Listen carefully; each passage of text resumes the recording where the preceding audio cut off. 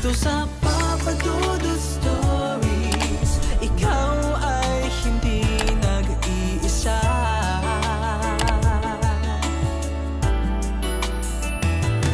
Dito sa Papa Dudut Stories, may nagmamahal sa'yo. Papa Dudut Stories, Papa Dudut Stories.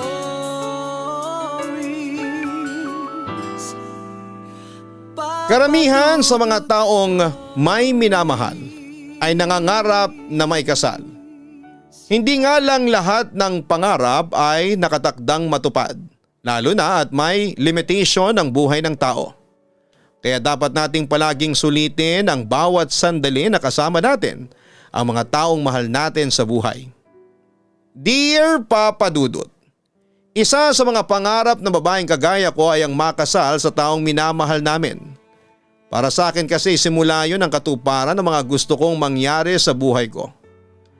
Ang makasal ako, makasama ko ang lalaking pinakamamahal ko at magsimula kaming bumuo ng masayang pamilya. Minsan nga lang ay hindi lahat ng gusto natin ay ipagkakaloob ng puong may kapal. Ang sabi nga nila, may malalim na dahilan ang bawat pangyayari sa buhay natin. Kumusta po kayo Papa Dudut? Sana po ay nasa mabuti kayong lagay at kalusugan habang binabasa itong sulat ko. Tawagin niyo na lamang po ako sa pangalang Casey. 31 years old, nagtatrabaho bilang mananahit dito sa Marikina. High school pa lamang ay magkasintahan na kami ni Donnie, Papa Dudut. Pareho naming first love ang isa't isa. Hindi naging perpekto ang relasyon namin, pero masasabi ko na naging matapat kami sa isa't isa.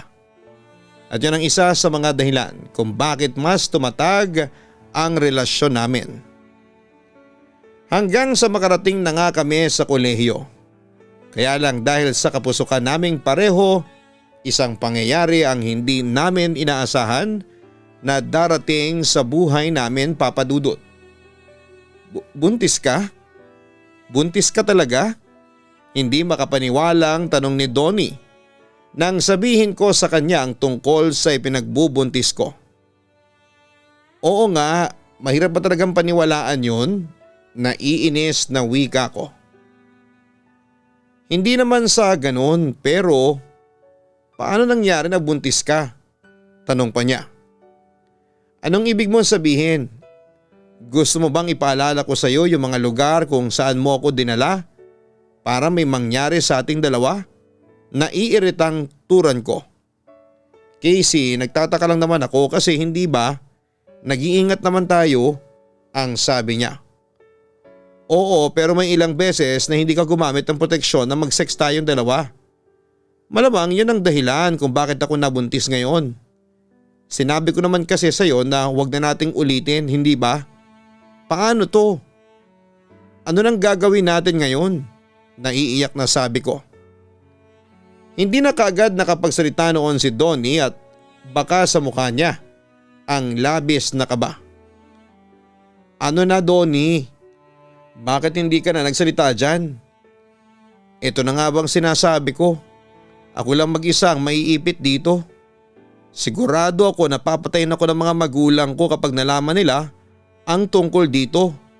Kung bakit naman kasi pumayag-payag pa ako sa gusto mong mangyari. Eh di sana, hindi ako namumroblema ng mag-isa ngayon. Panunumbat ko sa kanya. Pananagutan ko ang bata, seryosong sabi niya. Anong sabi mo? Tanong ko. Pananagutan ko ang magiging anak natin. Kaya huwag ka nang umiyak, Casey. Wika pa niya. Sigurado ka ba dyan sa mga sinasabi mo? Hindi mo ako niloloko o inuutulang? Paninigurado ko. Bakit ko naman gagawin yun sa'yo? Saka syempre anak ko yung nasa tiyan mo. Kaya pananagutan ko lahat ng nangyari sa ating dalawa. Promise gagawin kong lahat para maging mabuting partner ako sa iyo. At tatay sa baby natin, Casey. Nakangiti ng tugon niya. Papadudot nang mapansin ko na delayed na ang buwan ng dalaw ko ay kinabahan kaagad ako. Malakas na kagad ang kutob ko na nagdadalang tao na ako. Kahit pa sabihin na wala pang 10 beses na may nangyayari sa amin ni Donnie ng panahon na yon. Ni minsan na hindi na-delay ang buwan ng dalaw ko. Kaya kagad akong bumili ng pregnancy test kit at ginamit yon.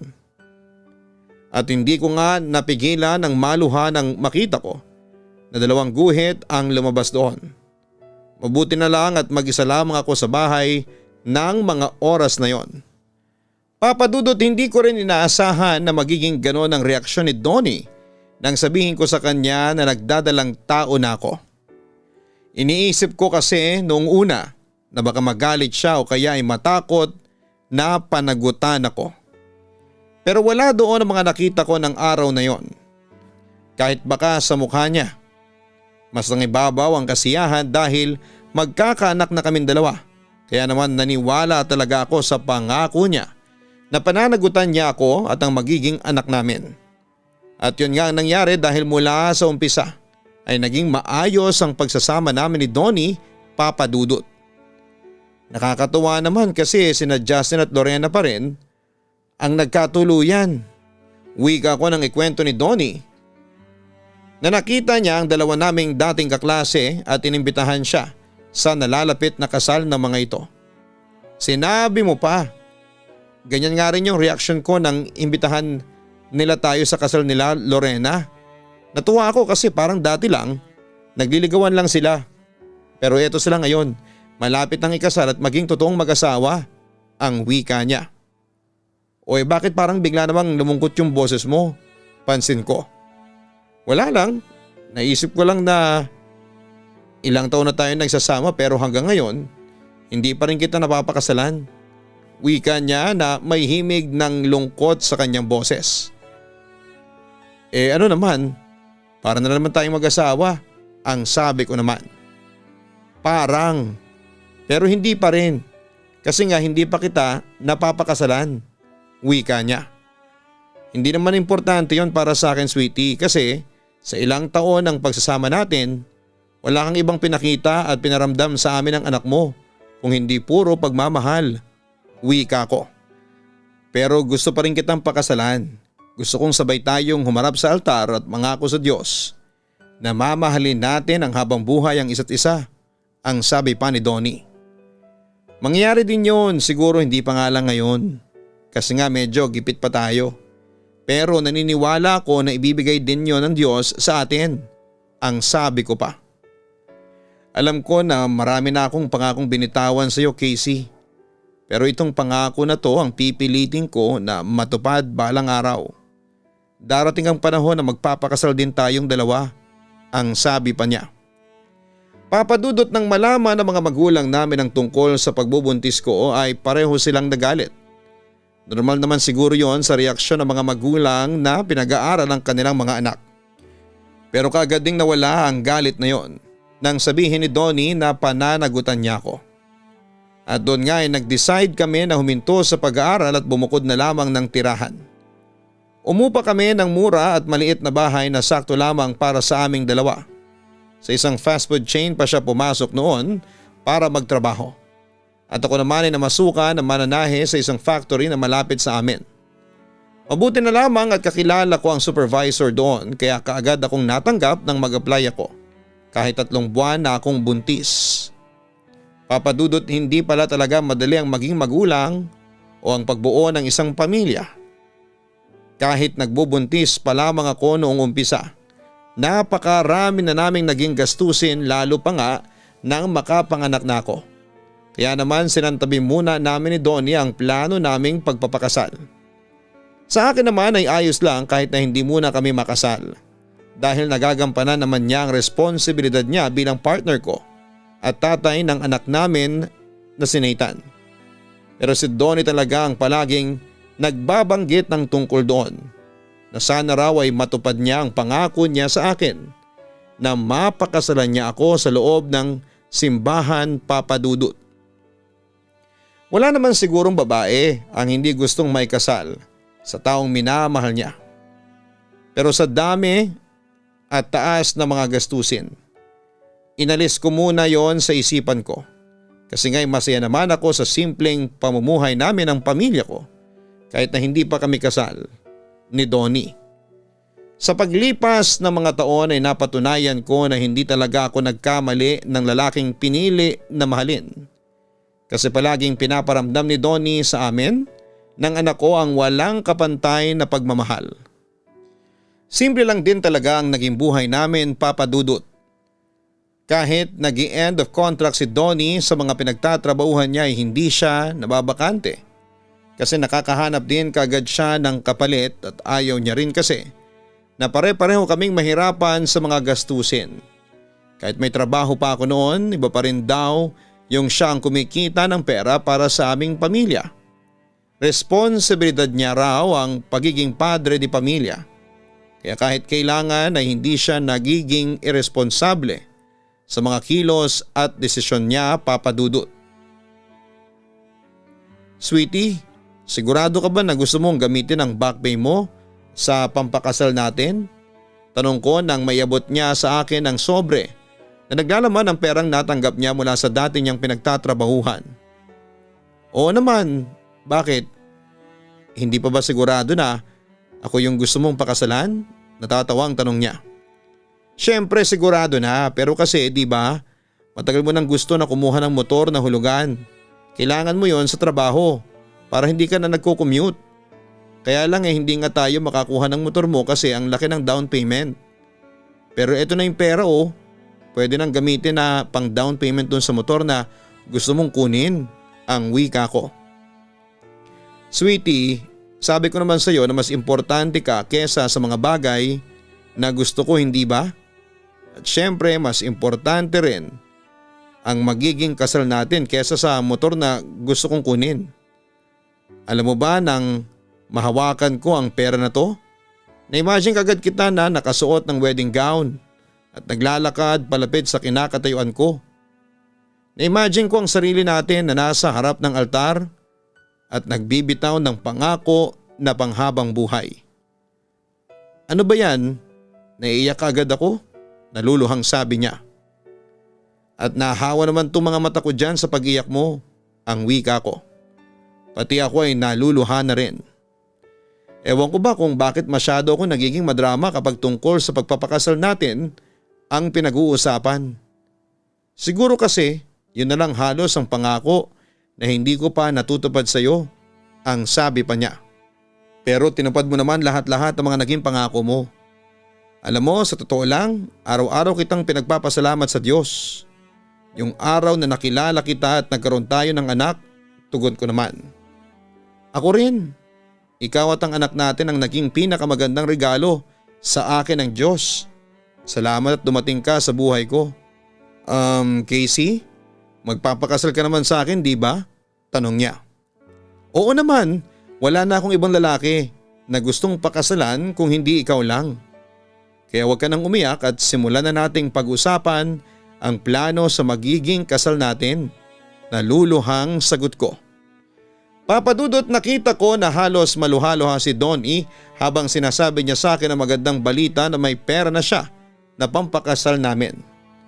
Pakaramdam ko nga noon ay mas excited pa talaga siya kesa sa akin, kaya hindi ko na rin talaga napigilan ang sarili ko na maluha sa sobrang tuwa.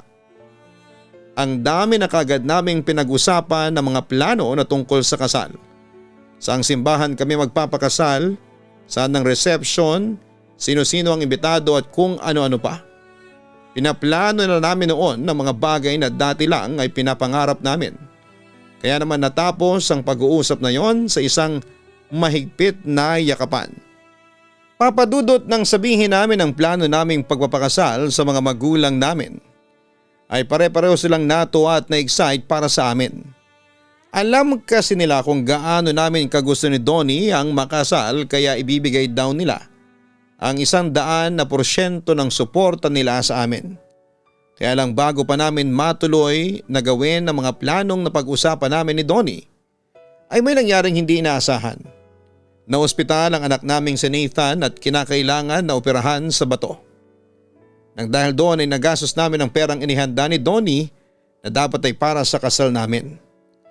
Pero salamat naman sa Diyos kasi nailigtas naman ang anak namin mula sa kapahamakan, Papa Dudut. Alam ko naman yun eh. Hindi ko lang talaga mapigilan ng mag-guilty ang wika ni Donnie. Bakit ka naman nagigilty, sweetie? Tanong ko. Ako ang padre di pamilya. Kaya dapat na pinaghahandaan ko ang ganitong klase ng emergency sa buhay natin. Dapat palagi ako may nakatabing pera para sa mga ganitong klase ng bagay. Paano kung dalawa kayo ni Nathan na biglang na ospital, saan ako kukuha ng mas malaking halaga para sa pagpapagamot ninyo?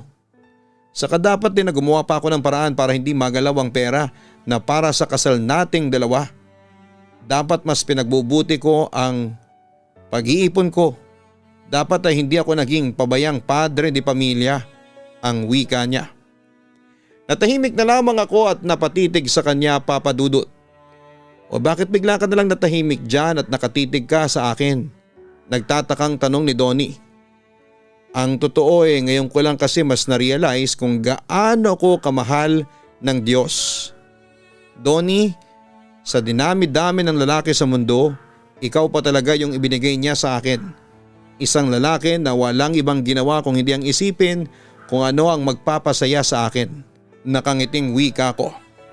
Siyempre doon lang naman ako magiging masaya. Kapag nakikita at nararamdaman ko na masaya ang babaeng pinakamamahal ko, ang wika niya. Ang cheesy naman talaga ng asawa ko, pagtawa ko. Ang sarap namang marinig noon mula sa iyo. Naasawa mo na ako kahit na hindi pa naman tayo kasal, ang wika niya. Donnie, mula nang panagutan mo ako at ang anak natin, tinuring na kitang asawa ko. Kahit nga hindi tayo magpakasal, ayos lang sa akin kasi alam ko naman na magsasama tayo ng habang buhay. Tugon ko naman sa kanya. Papa Dudut, dahil sa dami nga ng mga gastusin namin sa bahay noon kagaya ng mga bills na kailangang bayaran, upa sa bahay, pampaaral sa anak naming si Nathan at kung ano-ano pa, hindi kami kaagad nakapag-ipon ni Donnie. Kaya nang maospital ang anak namin at kinailangan na operahan, ang perang pampakasal sana namin ang nagamit namin para kay Nathan. Siyempre hindi naman kami nagsisisi ng gamitin namin ang pera dahil buhay ng anak namin ang nakasalalay at nanganganib ng mga oras na yon. Sa awa naman ng Diyos, naging maayos naman siya pagkatapos ng operasyon. Kahit nangihinayang kami na hindi na matutuloy noon ang plano naming pagpapakasal, masaya pa rin kami ni Donnie dahil wala na sa panganib ang buhay ng anak namin. Ayos lang kahit na makancel ang kasal, ang mahalaga ay kumpleto pa rin kaming pamilya. Palagi namang may tamang oras para sa lahat. Siguro'y alam ng Diyos na hindi pa yon ang oras para makasal kami ni Donnie. At tanggap namin yon ng partner ko dahil pareho kaming sigurado na ibibigay ng Diyos ang kasal sa aming dalawa sa tamang panahon, Papa Dudut. Mula noon ay sabay na naming pinag-effortan ni Donnie ang pag-iipon para sa kasal namin. Paunti-unti ay palagi kaming nagtitira ng maliit na halaga mula sa sinusweldo namin. May mga oras na nagagalaw namin yon lalo na kapag nagigipit kami o kaya ay may emergency na nangyari. Kagaya ng nanay ko na ospital kaya gumastos din kami ng malaki. Pero ginagawan din namin ang paraan para maibalik ang naipon namin. Desidido na rin kasi kami na magpakasal ni Donnie at nakikita ko na gusto rin talaga yung mangyari ng partner ko. Kaya naman hindi ko na hinayaan na mag-isa lang siya na kumilos para matupad yon. Gusto ko na pareho kaming maging dahilan ng pagtupad ng pangarap namin. Siguro'y nakita ng Diyos ang pagsusumikap naming dalawa sa pangarap na yon. Unti-unti kasi nagsimula na rin gumaan ang buhay namin kahit papaano. Naging regular na si Donnie sa pinagtatrabahuhan niya tapos ay nakabili pa siya ng motor. At pagkalipas nga ng ilang taon ay naging sapat na ang perang naipon namin para sa pinapangarap naming kasal. Kaya lang ay nagkaroon naman ng dahilan para maudlot ang kasal namin, pandemic kasi noon at nasa ECQ level pa ang lugar namin. Kaya walang simbahan ang tumatanggap ng schedule para sa gustong magpakasal. Sweetie, huwag ka na malungkot. May tamang panahon para sa lahat. Sabi ko naman sa iyo, kailangan lang nating maghintay. Wika ko kay Donnie at ramdam ko kasi ang labis niyang kalungkutan noon.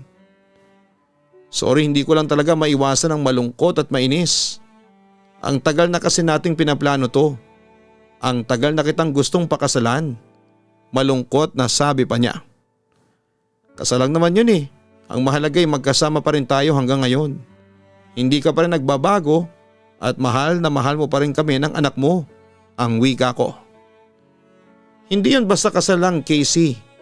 Alam mo naman kung gaano kaimportante sa akin ang bagay na yun, hindi ba?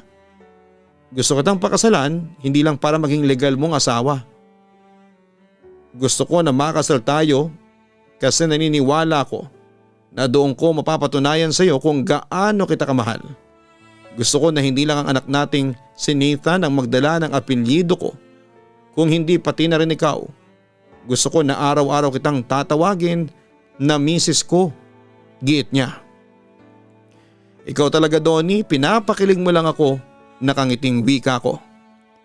Seryoso ko, Casey. Alam mo naman na walang katumbas ang pagmamahal ko para sa iyo, hindi ba? At gusto kong patunayan yon sa pamamagitan ng sagradong kasal. Wika niya. O sige, hihintayin ko ang araw na yon. Pero sa ngayon ay makontento muna tayo sa kung ano tayo. Yung magkasama tayo kahit na hindi pa tayo kasal. Kasi pareho naman tayong masaya, hindi ba?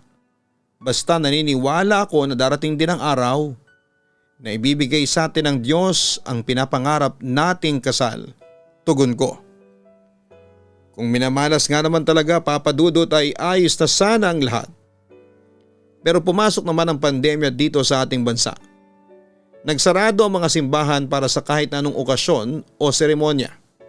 Naging madalas din ang lockdown sa lugar namin at nabawasan ang mga araw na pinapasok namin sa trabaho. Kaya nabawasan din ang kinikita naming pera. Muli kami nagsimulang magipit dahil doon at nagsimula namang magalaw ang ipon namin. Lalo na nang parehong tamaan ng COVID ang mga magulang namin. Pero mabait pa rin ang Diyos dahil pareho rin silang nakaligtas mula sa sakit. Kaya lang ay naging mahirap ang buhay namin noon dahil sa malaking adjustment na kailangan naming gawin. Hindi kami masyadong nakakalabas ng bahay at kailangan naming mag-stock ng mga pagkain at magtipid kasi imposibleng magkasakit ang sinuman sa amin anumang oras ng mga panahong yon. Mabuti na lamang sa mga huling buwan ng taon ng 2021. Buwaba ng porsyento ng may mga COVID at lumuwag na rin muli ang lahat dito sa ating bansa. Nakapag-schedule na kami ng para sa kasal at si Donnie pa mismo ang naghatid ng mga invitation sa mga kaibigan at kamag-anak namin. Masaya siyang umuwi at nagkwento noon sa akin sa bahay. Kaya lang, ilang saglit lang ang lumipas. Napansin ko na parang lumalalim ang paghinga niya. Donnie, ayos ka lang ba? Nag-aalala ang tanong ko. Ayos lang ako. Pero parang nahihirapan akong huminga. Wika niya na nakasapo ang kamay sa kanyang dibdib. Teka, wag mong sabihin na inatake ka ng hika mo. Ang tagal mo nang hindi hinihika. Wala ka na ring inhaler. Nag-aalalang sabi ko. Kasi nahihirapan talaga akong huminga. Hirap na wika niya. Sandali lang at hihingi ako ng tulong. Babalik ako kaagad. Kumalma ka lang ha? Please. Wika ko pero kaagad niyang hinawakan ang kamay ko.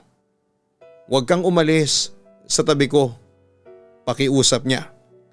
Donnie, bitawan mo ang kamay ko. Kailangan kong humingi ng tulong sa mga kapitbahay. Kailangang madala ka sa ospital. Naiiyak na sabi ko. Casey, please. Huwag kang umalis sa tabi ko. Huwag mo kong iwanan. Pakiusap. Casey, sorry pero parang hindi ko na yata kaya. Nahihirapan talaga akong huminga. Nahihirapang wika niya. Please wag mo sabihin yan, lumaban ka lang. Donnie, parang awa mo na, magpapakasal pa tayo, hindi ba?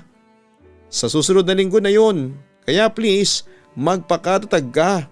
Magpakatatag ka, Donnie. Pakiusap ko pero tuluyan nang ipinikit ni Donnie ang kanyang mga mata. Donnie, huwag mong ipikit ang mata mo, please. Gumising ka, Donnie. Gumising ka, parang awa mo na, Donnie. Paghagulhol ko. Papadudot, nang dumating ang anak kong si Nathan ay muli siyang kaagad na lumabas para humingi ng tulong sa mga kapitbahay namin. Habang ako'y walang tigil ang pag-iyak at pakiusap kay Donnie na magpakatatag siya at lumaban. Hindi ko siya magawang buhatin dahil masyado siyang malaki at mabigat.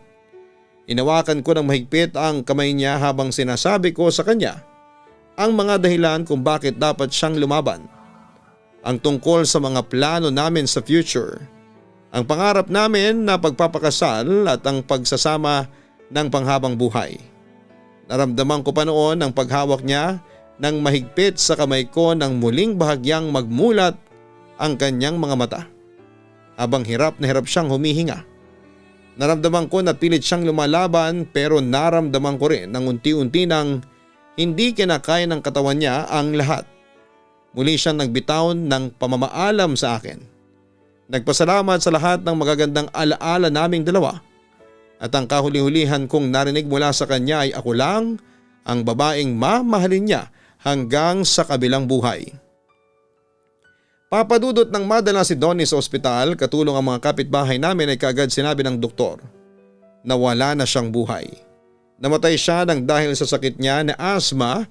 Sobrang sakit noon para sa akin at halos nawalan ako ng malay.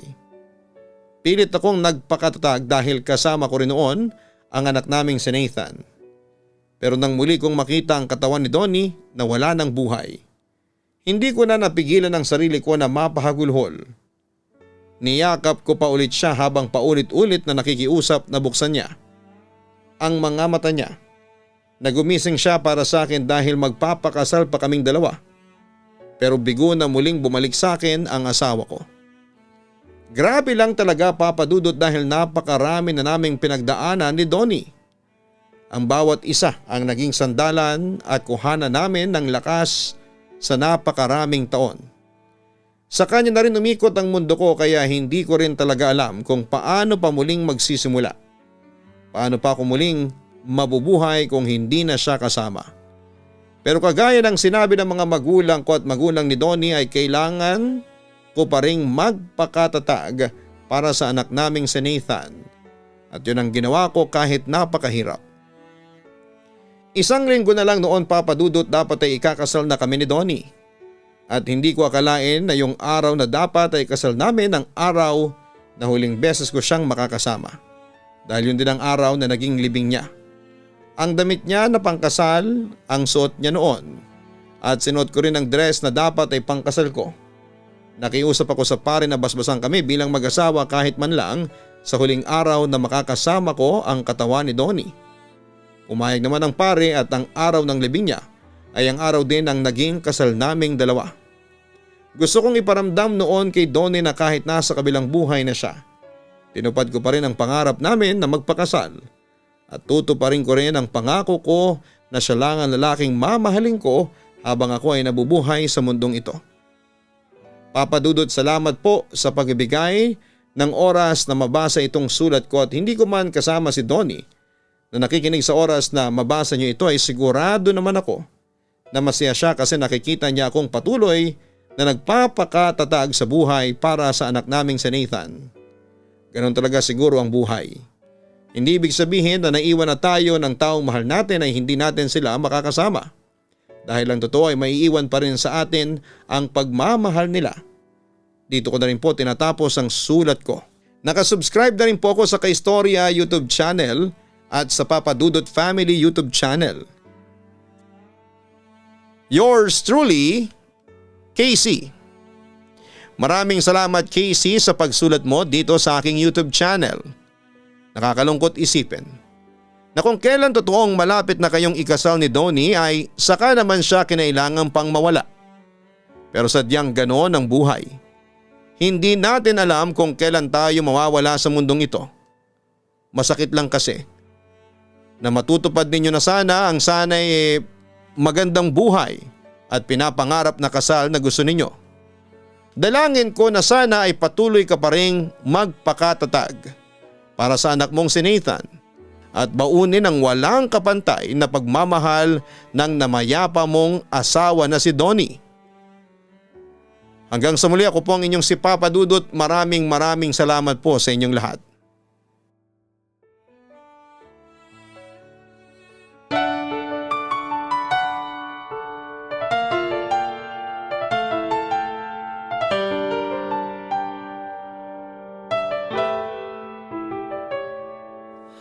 Ang buhay ay mahiwaga, laging may lungkot at saya. Sa Papa Dudut Stories, laging may karamay ka.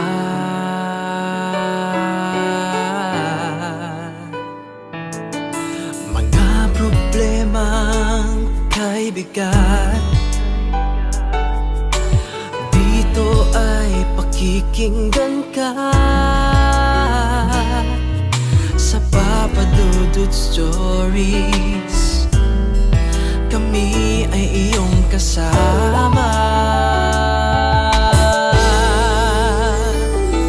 Dito sa Papa Dudut Stories, ikaw ay hindi nag-iisa.